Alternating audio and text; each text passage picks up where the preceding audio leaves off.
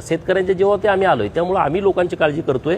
रोहितनं acting करायची आवश्यकता नाही. आणि जर खरंच आंदोलन करायचं आहे, जोपर्यंत हे सगळे निर्णय होत नाहीत, जेवढे कारखाने तू ढापलेत ते पहिले सभासदाच्या नावावर कर, जाऊ दे बाकीचे जे विषय नंतर जयंत पाटलाजी वगैरे नंतर 2 नंबरला बघू. पहिल्यांदा तू कारखाने जे ढापले ते लोकांच्या नावावरती पहिले करून दे शेतकऱ्यांच्या, मग तू शेतकऱ्यांचा नेता आहे.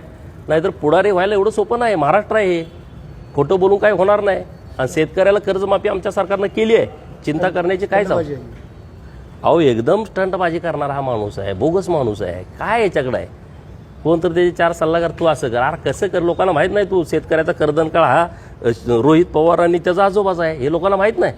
आता तुम्ही तारणहार होणार कसं?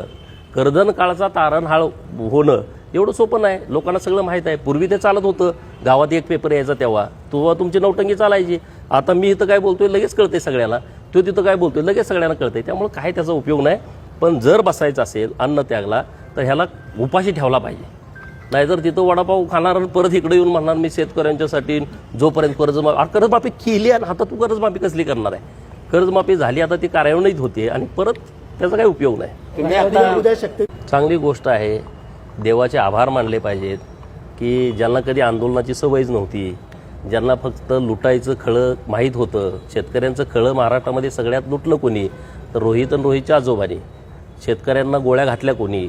आजोबाच्या सरकारने. मावळमध्ये जेव्हा लोक पाणी मागायला आली तेव्हा तुम्ही गोळ्या घालता. इथं आपल्या सांगली जिल्ह्यामध्ये नांदऱ्यामध्ये जेव्हा ऊस दराचं आंदोलन झालं, नलावडे, मला वाटतं चंद्रकांत नलावडे शेतकरी, त्याला डायरेक्ट गोळ्या घातल्या. त्याचा नातू आता इथं बसलाय आंदोलनाला. रोहित पवारला माझं आव्हान आहे की जोपर्यंत साखर कारखान्याने FRP दिलेली नाही, ती FRP जोपर्यंत शेतकऱ्यांना मिळत नाही तोपर्यंत त्यानं उपोषणाला बसलं पाहिजे, अन्नत्याग केला पाहिजे. सोलापूर SP साहेबांना माझी विनंती आहे, पोलीस प्रोटेक्शन रोहित पवारच्या बाजूला लावा. त्याला एक अन्नाचा घाससुद्धा खाऊ देऊ नका. नुसत्या बातमीपुरतं नाटक करण्यापुरतं रोहित पवाराचं हे आंदोलन आहे ते होता कामा नये.